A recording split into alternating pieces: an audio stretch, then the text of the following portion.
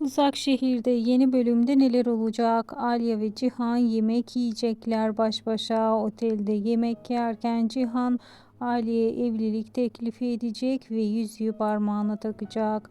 Konağın saldırısında kimseye bir şey olmayacak.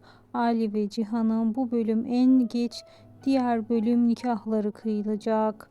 At binme sahneleri olacak at çiftliğinde. Boran Cihan Deniz'i bulmaya çalışacak Ecmel'le. Vurgun Cihan'ın tarafına geçecek. Cihan velayet almak için elinden ne geliyorsa yapacak. Alya ve Cihan Deniz'in velayetini 2 bölüm içerisinde alacak ve Cihan sayesinde olacak tüm bunlar. Kaya bebeğin yaşadığını öğrenmeyecek. Yalan söyleyecek Zerrin. Yakında Vurgun'un kızı diziye dahil olacak.